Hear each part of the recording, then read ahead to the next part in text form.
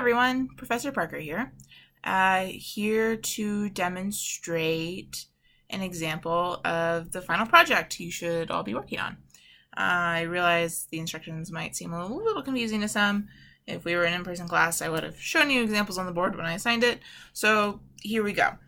Thought I would run through an entire final project with you. As usual, I have not really planned this video out. I know we're going to go through a final project, but I haven't determined any of my variables or anything like that.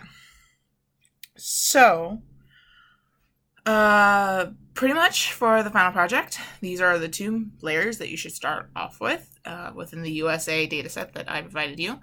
The cities and the states.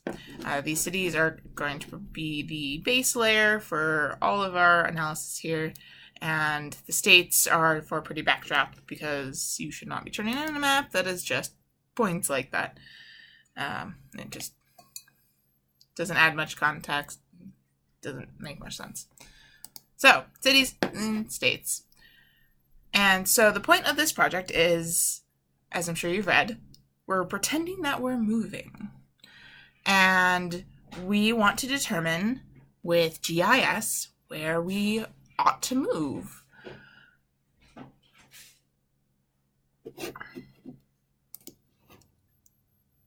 So the first map that we're going to make is going to be based on the size of the town I want to live in.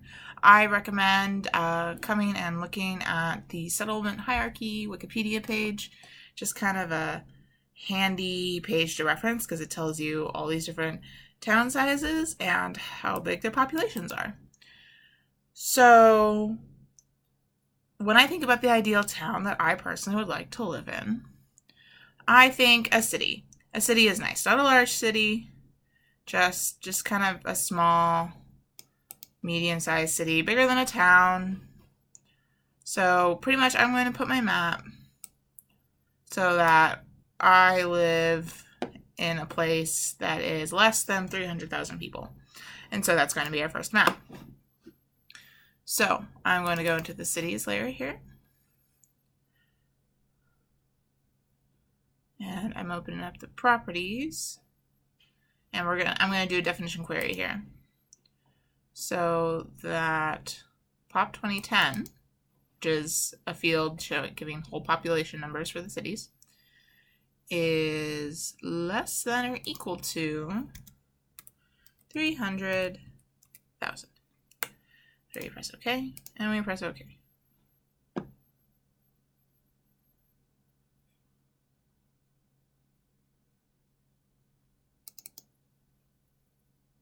That didn't seem to...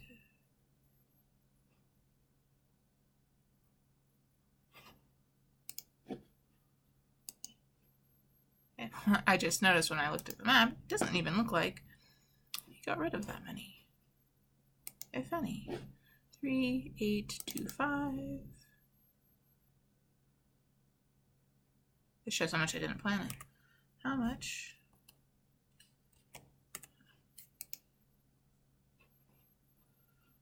So that shows our data set only has 3,886. So that query of mine only got rid of around 50, 60 homes or cities. So we don't want to have our queries be too big. That's just leaving a lot, but at the same time, we don't want them to be too discriminating. So I'm going to go for just purely the city size, which was Pop 2010 is greater than 100,000. And Pop 2010 is less than 300,000. So this is how we do a number range for the number of cities we live in. There we go. That was fairly discriminating, but still a good number for us to choose from. You got 221 cities here. So here is essentially our first map. Now, I would like you to not just leave a blank map like this. go ahead and for your population map, make something like a graduated symbol map, or do something pretty to it. Do something that kind of shows.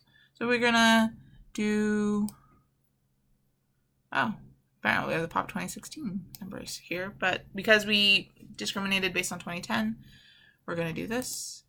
We use graduated symbols, Pop 2010. Labels, I always recommend, if you look at these big numbers, they're just big, kind of ugly numbers.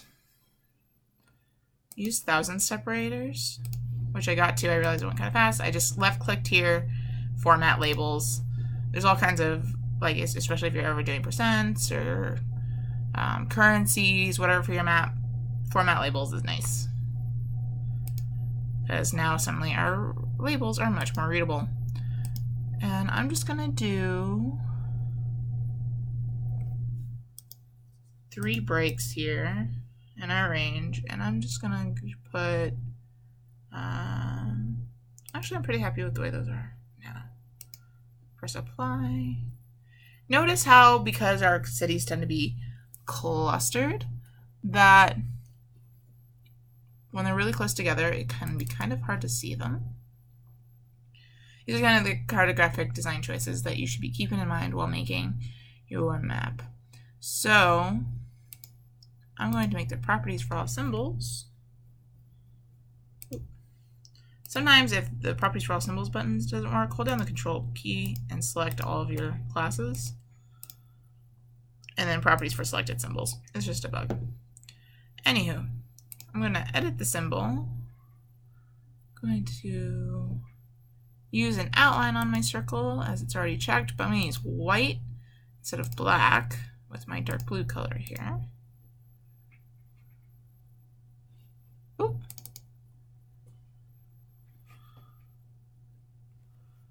Made them all the same size. Okay, 2, 18. There we go. There we go, haha. And then the screen is not super eye-pleasing to me, so I'm just gonna go with my... Remember, we don't want to make the United States here a crazy color because the states are not our focus. It is the cities and the number of cities.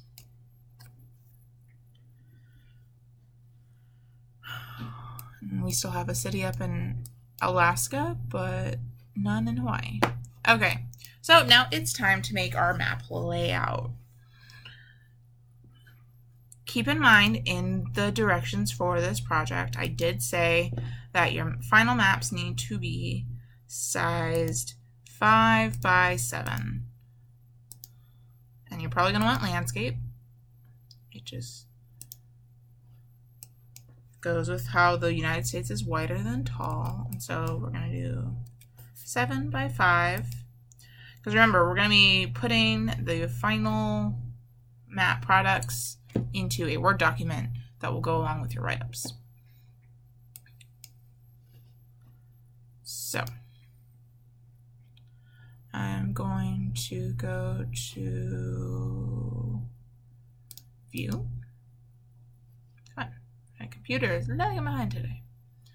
And we're going to do Layout View. And then our data frame is absolutely crazy, so we're going to just distribute, fit to margins. Let's zoom into the United States here. You'll see what I'll do in a second.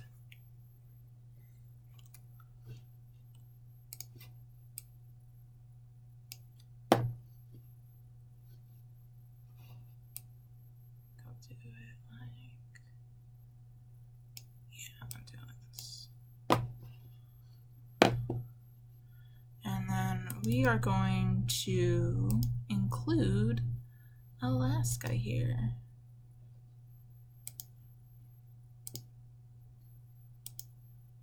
Oh, it hates me. I'm going to insert a new data frame.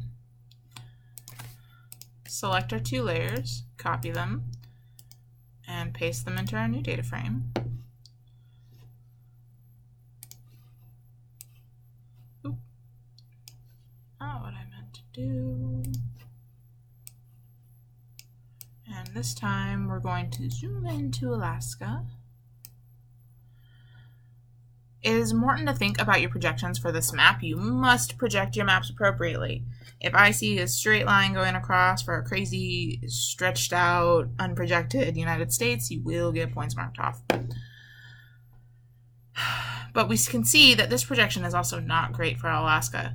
Alaska doesn't look great here. So you don't have to have both of your data frames be the same projection. It's not what's best for your map. So up here, I just type in Alaska. I know there's some state plane, projected coordinate system, state plane, NAD 1983 US feet, and we'll just choose one of the Alaska ones. They'll all be a little more appropriate.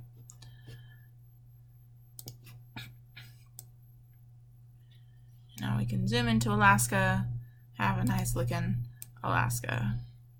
If I stop moving it around.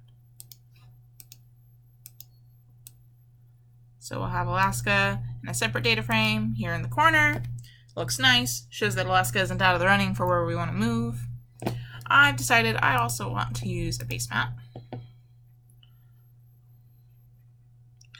And I'm going to use the dark gray canvas. Wait, give that a moment to load.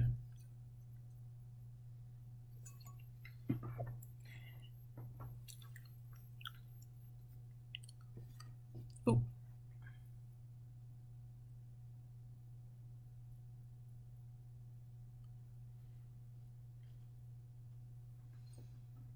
Your base map that you choose will always load in on the data frame that you have currently selected, whichever one has been bolded in your table of contents.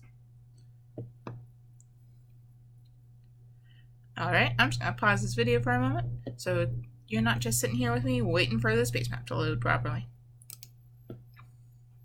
Okay, and we're back. Both my base maps have been loaded, and just realized I lost Alaska up here. I think I panned. Hey Alaska, where'd you go? Okay, back for real this time. My computer was freaking out. Everyone, especially if you're on laptops, don't try to run a million things at once like I was just trying to do. I had 3 photo editing things open, Google Chrome with a bunch of tabs, all this other stuff. My computer was unhappy. So anyway, we're back. Our base maps have loaded and everything is showing appropriately because I'm not trying to strangle my computer to death. Now, a couple problems with our base maps. We don't want to just load them up and leave them alone because this is kind of a mess. I wanted to show you how to fix this mess. So, first mess, you'll notice the base map tries to be helpful and label major cities for us. But one, that's not helpful because a lot of these cities we're not even trying to show on our map. 2, they're just kind of a mess. They're in the way. They're on top of our cities, makes jumbled places even messier. It's just not good. Luckily, handy little thing, all the labels are contained within this reference label. So down here is the actual base map. That's the dark colors and everything all pretty. Up here, the reference label, or the reference layer, is actually all of our city names. All of the labels, everything. So we're just going to turn that off. You'll notice it left country labels, it left Mexico, it left Gulf of Mexico, but all the city labels are gone. That looks much better already. So we're going to do the same thing for our other base map. And then another thing, we have this Esri credit text. And yes, we should give Esri proper credit. They made the base map. They did a beautiful job. Thank you, Esri. At the same time, our map is small. It's only 5 by 7, which you're going to notice as you make your maps is a bit more crowded to work with than when you're making a big 8 by 11 map. So this text is big, it's in the way, we don't want it. So we're going to get rid of it. Here's what we're going to do.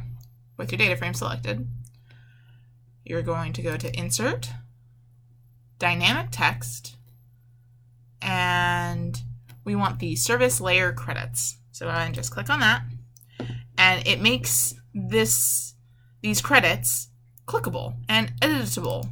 If we were to double click on it, We could add a bunch of text to it if we wanted. We could change the way it looked. Here's the thing. We can't delete it. If I try to delete it, it just comes right back. But here's what we can do. So we're going to go back here. Insert dynamic text. Service layer credits. And now we're just going to move it off of our map. Just leave it down there. And this way, when we export our map later, they just won't be there because they're off the page. We don't delete them, just quietly move them off the page. And you'll see it did it for our second data frame here too. And by the way, we would want to fit in a third data frame with Hawaii here if Hawaii had any cities that we were going to potentially live in. So here's a map. Now it makes no sense the way it is because there's no legend, there's no north arrow, there's no scale bar.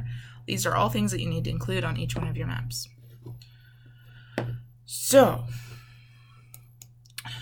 let's go insert all of that.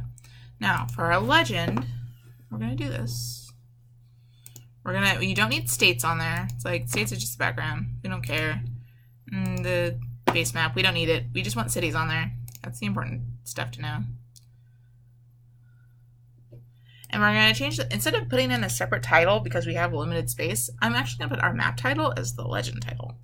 So our title, U.S. cities with between 100,000 and 300,000 people. Next. And because it's going on top of a dark base map, we want to make sure we give it a background. Or else the background would just be clear and we wouldn't be able to read any of our text. Alright. So here's this. Still not happy with it. So I'm going to double click on it and go into the properties. And for one, we don't need it. If your legend title says what things are, you don't need this other text. So in order to get rid of those, I'm going to right click on cities up here within our legend properties, and we're going to click off show heading. The heading is the field name that we symbolized by, so pop 2010 here. And we're going to check off show layer name. And that's the cities right here. So we'll press OK and click apply. So we see that already makes our map a little small, or our legend a little smaller, but there's a lot of white space there. There's room for improvement. So we are also going to go to style, and I'm going to choose this cool horizontal bar with heading, labels, and description. I press OK and OK. Ooh, that made it worse. Okay, let's try something else. Also, pop 2010 is still there. Properties. Gotta turn that off. Okay, let's try the style again. Sometimes you might want to choose multiple styles. Luckily, you can kind of preview them up here. See, I'm not finding what I'm looking for.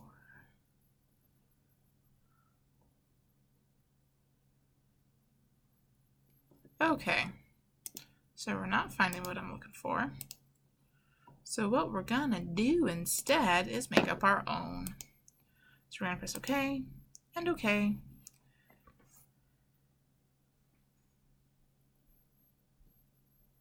You know what? I've decided this one's gonna work. It's gonna be fine. Is it though? Let's see, this is just getting really tiny, and that's what we don't want.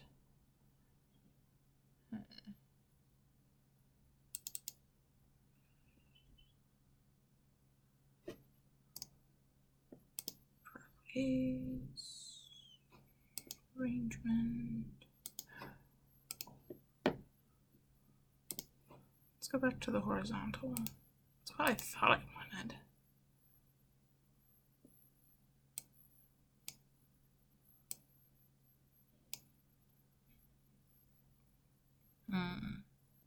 All right, we're gonna make this work with some modifications. So,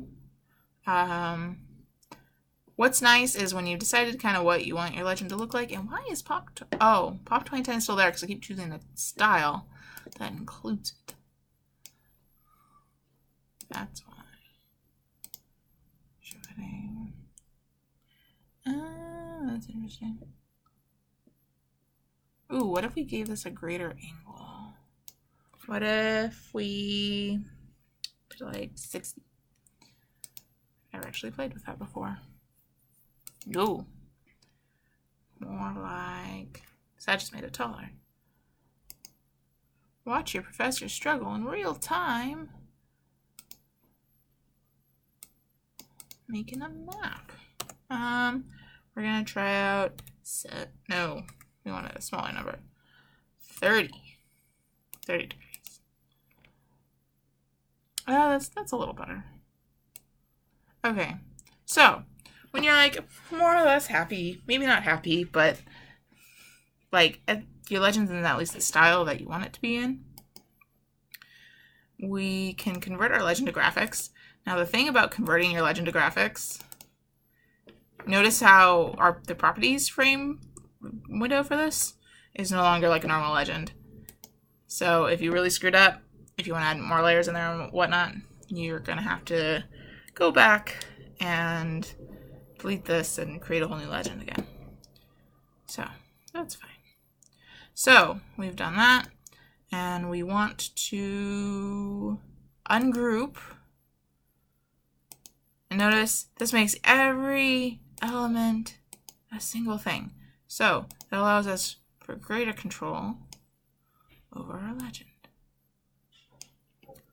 I'm going to zoom in here.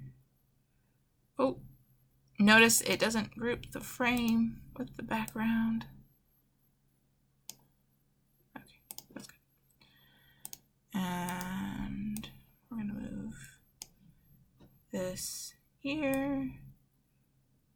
You know what? I'm going to move this here and this. Ooh, I just got an idea. Literally doing this on the fly, folks. So we can kind of scooch them closer together than they would have been. And then we're going to take our text here.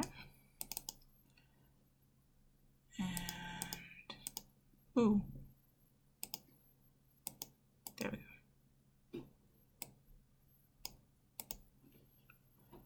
We're going to make the symbol a bit bigger. Because, guys, I cannot read 3-point font. Or smaller. Or even, general rule of thumb, please don't make your font any smaller than 5. Or else I cannot read your map. Which does not lend well for your grade. Okay. Oh my goodness. Okay. Click there. Right click. Properties. Okay. We can see how that's way too big. We can make it wrap around. If we go into the properties, literally just press enter there. You know what? I wish I would stop bringing that up.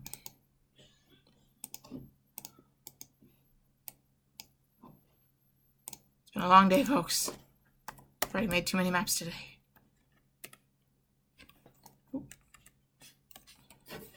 Let's try that. There we go. And now, below that, I will insert a scale bar. The scale bar is huge.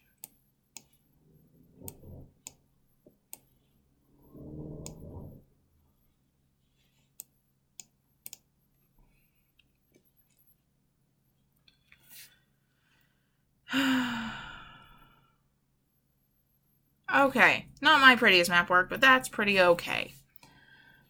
Make sure we haven't covered up any of our data. We've got a title. We still need a north arrow. Okay. Okay. You know what? Normally I would like to have the north arrow. Actually, maybe it'll work. No, that's not going to work. Normally I would like to have the north arrow within the legend box. But that's not going to work with my map right now. So we're going to give it a frame.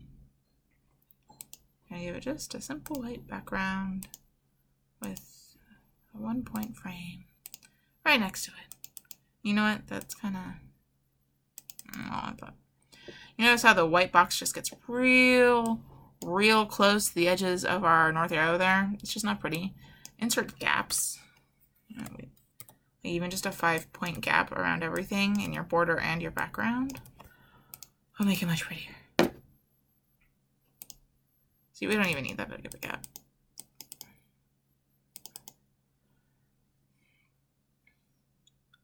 We'll make that like a 3-point gap.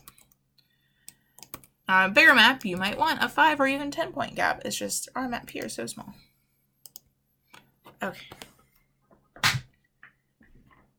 So, here's the first map. I'm going to pause this while I go make the other 2 maps. And I'll explain what they are when we're done, just so this video doesn't go on forever. And then I'll do the 4th map together with you guys, showing how I combine all of them. Alright? Make sure you have saved your work. Save. Save. Guys, save your work. Alright, we'll be right back. Quick note here real quick. Just about to start the second map. Wanted to point out, for this map, for the second map, all I did was I went to File and Save As, and saved it as a second map. Like, I saved the first map, and then did a Save As to make a new document. Because we want to try to keep the same styles as we go through our different map documents. This already has the right, page size, and we got the base map loaded. So I did Save As, and now I'm just kind of starting fresh. Notice I took the definition query off of our cities layer, because that's what we did with this map. And we're starting with a fresh cities layer. Worst case, you can just remove it and add a fresh copy of the cities layer from your catalog. So that's a tip for moving from map to map. Okay. For the second map, I decided that I want to live in a city that is within 300 miles of a lake. Living close to a lake is important to me because I think lakes are neat, but maybe they're not. I'm not even going to do 300 miles. I'll do like 200 miles just to limit our results a little bit. So for this map, I will be choosing cities all within 200 miles of a lake. And I got this lakes layer just from that data I gave you, USA data, hydro, and then there's all kinds of detailed for rivers, water, hydro lines, lakes. Lakes and rivers are probably what you're going to care about. Do you care about living close to a lake or a river? You don't have to use these. They're just options. So if you do care, use one of these 2. Okay. For this map, I'm doing a select by location on cities that are within a distance of the source layer feature, which is lakes that are 200 miles. So we press OK. That's actually quite a lot of cities. You know what? I decided just now, because it gave me way too many cities, that I would like to live within 100 miles. Like an hour and a half drive, depending on where you are. Probably going to wind up living up here, aren't we? All right.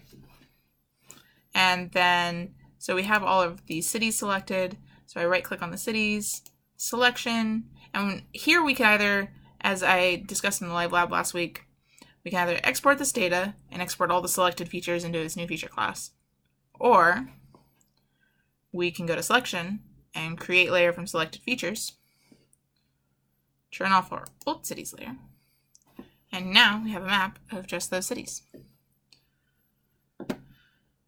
Okay. Okay, and here is my second map completed. Note it, like this one did, if you look at the timestamp at the bottom, if you pay attention to the time, this did not take me very long. This map, I changed around the legend a little bit. Now, I didn't choose to put a point here because it's clear what this is. These are just cities. There's no special way we've classified them. We're just showing the locations of cities. And because I did all the setup work beforehand, there was not much else work to do for this. I decided to kind of take up more space over here and make our title and all this stuff go across the page. And now that I'm looking at it, I'm going to move that down a little bit, just kind of center it more. That looks a little nicer. And, you know, you want to give everything appropriate labels. I'm not super, you know what? I'm not super digging these blue points. They're just a little too close to our lakes. I like purple. Kind of shows how they're separate from the lakes. So some contrast there. And there we go. So here's our second map completed. So right now I'm trying to decide what my third map is going to be about. I want you guys to thoroughly explore this data. I also want you to not be afraid of going online and finding your own data. If there's something really important to you. There's some good stuff in here. Golf is kind of a good one. Do you care about living close to golf? Federal lands could be like, let's look at these. Ooh, that one's might not be terribly helpful. Let's see. Let's open up the attribute table. What is in here? This might be helpful. Okay, so there's names, features. Ooh, so like national wilderness areas or wildlife refuges. So if you decide that living close to one of those is important to you, or a national forest. Okay, just decided on my third map. So sometimes you need to play with your data a little to make it suitable. Because as it is, let's go all over the place. I don't care about all these things. So this layer by itself, not good. This layer with a definition query on it though. Because, oh, it's a field name. Oh, I screwed up. Always know your field names, folks. Oh, and because we're starting on our third map, we can just get rid of that. Open up our fold cities, clear that out. So nothing is selected anymore. So there's our fresh cities again for our third one. We want to select based on feature 1. So we're going to go in here. And our definition query is going to be feature 1 equals I want to live. Ooh, so many options. And we could do multiple if we do, you know, choose the or and then all that. But we're just going to choose 1. Say I want to live. Oh, which one had I chosen? Like maybe if you have Indian, Native American heritage, you might want to live close to a reservation. Sorry if you hear the yelling going on outside my window. There's a playground next to my apartment. Oh, looks like they're trying to find their dog. Alright, National Forest. Let's see. Okay. Cool. It looks like there's still... So there's a bit to go on here. So we're going to say that we want to live within 5 miles of these federal lands.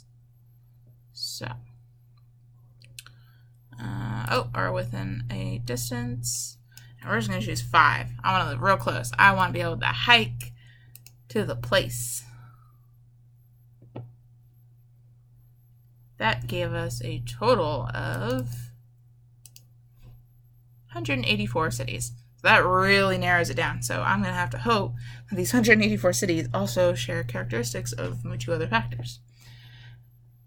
We will see if it does in a moment. So we're going to create the layer from selected features. So you should always be labeling these as you go along, just so you know what the heck you're doing. Cities near, what did I choose? National Forest.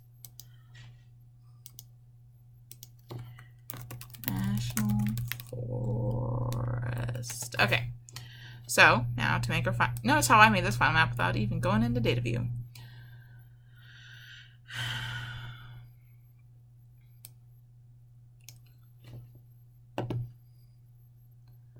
So we can turn off our old cities. They don't matter anymore. And I'm going to make these federal lands a nice dark green. Seems appropriate to me. How about you? And then we want to make sure our cities pop up against that. I'll do a nice bright yellow. There we go. And we will, oh, messed up my extent there. Alrighty. Cities within 5 miles of a national forest. Okay. Adjust that so it's actually within here. We will move this over. See, these folks, these maps don't have to be hard. Ooh, you notice how though, because the national forest polygons are so cluttered together, it kind of looks muddy and not great. I just noticed it. Let's make the outline color no color. Ah, that makes the green show up much nicer, I think. And you could trim the lakes off here, but I kind of like the way they look. So that's what I'm going to do. And I hope none of you are following this tutorial step by step if you produce the same maps, the same exact maps I do for your final project. That is essentially plagiarism, and you will not get a good grade. Alright, so here's our third map. So we need to make sure that we save as. This is my third map. And then we are going to export map. And we're going to export it as a JPEG. And something you didn't see when I exported my first one up there was that the resolution defaults to 96. And that's going to make for a really cruddy looking map. Your map exported as a JPEG to 300 DPI, folks. So we're going to do that. And I did not export my first map, so we're going to do that real quick.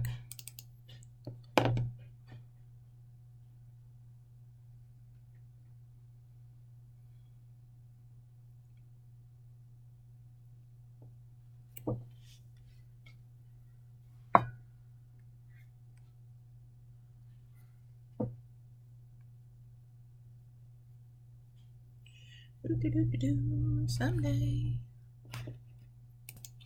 Okay, off camera because my computer is being slow and I needed to plug it in.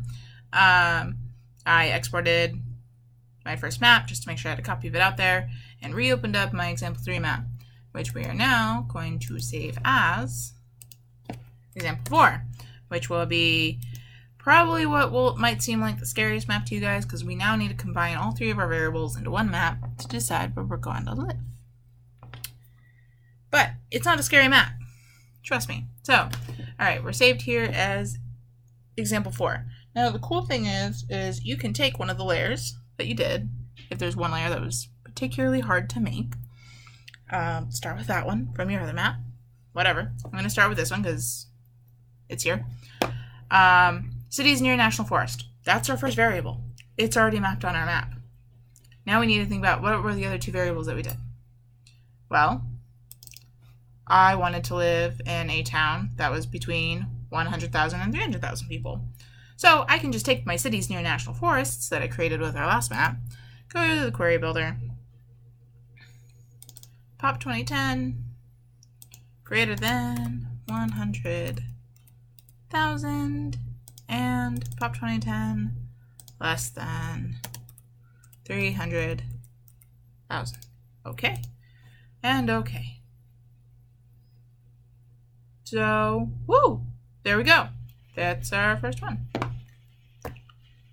Yeah, how many was that? I did not pay attention to how much that changed. I'm going to take that out. So we went from 890 cities to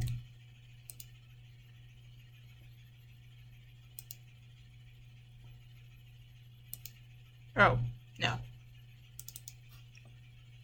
Always make sure you're looking at the right attribute table.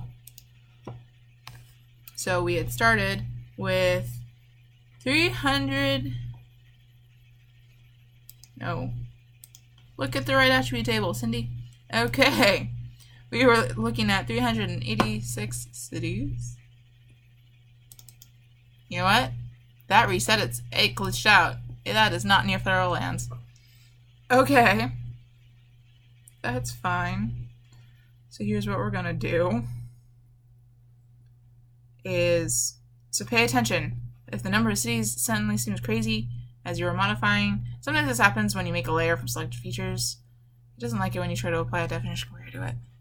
Stop. So, forget everything I just said. We're gonna turn that off. Start with our playing cities layer here. And we're gonna do select by attribute. Now, we're going to start with a definition query. That is what I'm going to do. I just cut and paste that. Alright, so now that's narrowed down to our cities that are town-sized, or city-sized, between 100 and 300,000 people. And now we will do a select by location on this layer. We'll select cities. And hey, look, that's still set up from our last one. Hooray! So we'll press OK. Looks like all of our cities that fit the National Forest variable also fit the National Park variable. How about that? Okay. So that's really two variables together. So we will now do the select by location cities that are within a distance of lakes. What we had said on 100 miles? 82 cities. Okay. I was a little worried that wouldn't narrow down as enough. So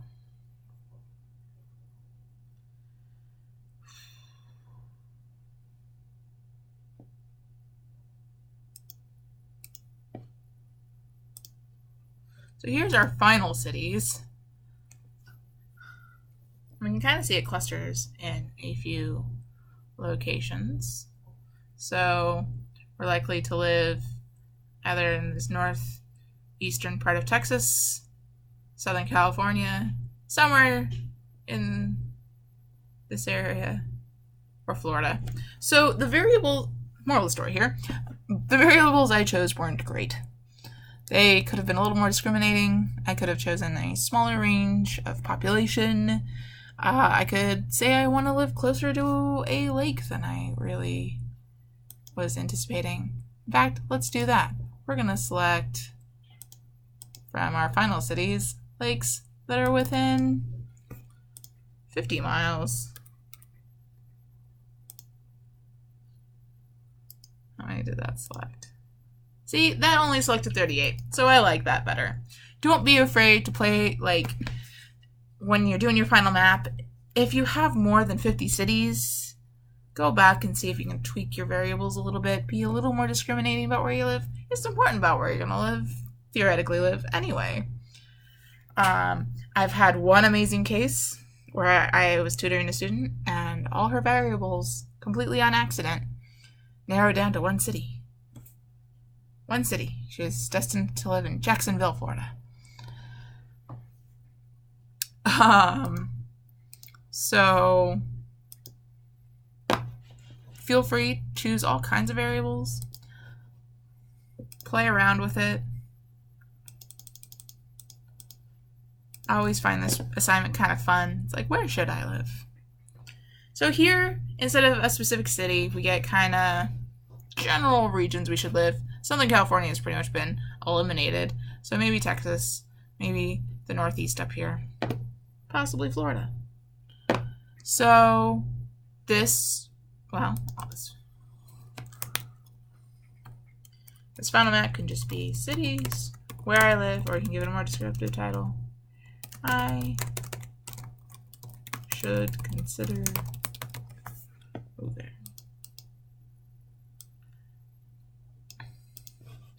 And then we'll export this map.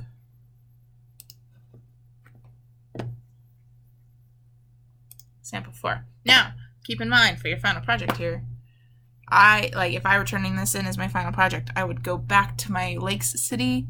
Your variables for your fourth map need to match all the variables. So if you modify anything by your fourth map, go back, fix your previous map on that variable, like in this case the lakes, and fix it so it's 50 miles instead of 100 miles like in mine, and recreate that other map. Luckily, the majority of the work will have been done. You just have to refine it a little more. So yeah, this is essentially your final project. And then when you're done and all 4 of your maps have been exported, you will open up a blank Word document, and you just want to insert your various maps and write about them. So, and you can even do this as you go, like finish your first map, then write about it. That can be a little risky if you then might end up having to go back and modify your maps. Documents. Oop. Why do I never go to the right folder? I'm sure if you've watched multiple of these, you're like, Cindy, just go to the right folder.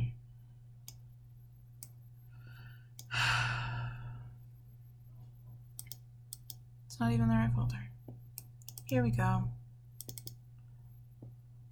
So we will put in and see how 5x7 fits so nicely on an 8x11 page. So go here and you'll talk about your map. Talk about my map here. And you're going to do that for each one of your maps. Each write-up should be about half a page. Map at the top, talk about your map at the bottom. If it's landscape, it's going to push it off into a second page. That's fine. Or it's portrait, because it'll be then really tall. So just because if you make a map in portrait mode doesn't mean it should be shorter, or a shorter write-up. So with your write-up, talk about the variable you chose, why you chose it, did you have to mess around with your variable at all, where did you get your data from, did you have to make up your data. I've had students who make brand new data just for this project. Talk about your cartographic design choices. Why did you decide to make the points this color? Why is this data that color? You know, is it just, that could be as simple as, I made the lakes blue because lakes are blue, and that makes sense. That's fine. I just want you to talk about your design process with the map. What did you go through to make these maps?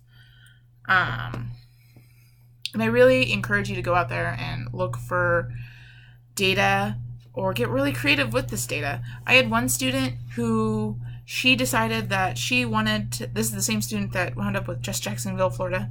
She decided that she wanted to live within an hour's drive of a major league football stadium. That data wasn't just out there when she went to go look for it. It still might not be out there. I don't know. But what she did is that she took the main cities layer, made a copy of it, and then she looked up. She found a list of, she made a list of every single major city and then did a definition query for it. She made a very long definition query. It was like 15 of them or something. of name equals this, or name equals that, or name equals this. And so, and then she renamed that layer to major football league stadiums. And if you're going to do something like that, then, and she like symbolized them with cute little footballs. So if you know that there's a specific number of cities that you would like to live nearby for whatever reason, like maybe, here's one variable that could be good. Maybe you want to live near a big city, but live in a small city. So you can make one variable show cities that are over 1 million people in population size, but maybe you want to live in a city that's less than 500,000 people. That would be a perfectly fine map. Just make sure you make a good visual distinction between those two different kinds of cities within your map. And so you could choose cities that are within, 50 miles. Generally around 50 to 60 miles is the number I like to use if you try to think about an hour drive. Just, if you imagine driving 60 miles an hour on an interstate, as is ideal. So, I hope I didn't cause more questions than I clarified. This video will be posted in a help thread, so post there. I don't have a life lab planned for this week, but if there is enough questions, I will host one at the regular time on Sunday at 5 p.m. So post your questions on this thread if you have them. Yeah, we're pretty much at the end of this class. Good job, guys. This has been rough. I know it's a lot of work for just a 7-week class, and I think you guys have stuck it out pretty dang well. So thank you for allowing me to be your teacher, and I really look forward to looking at all your final projects. It's probably my favorite thing. So all your labs are pretty much the same. So I ask you to do pretty colors for your labs. So I have something different to look at. But your final projects are always super unique and super different, and I am excited to see what you guys come up with. So yeah, see you in class.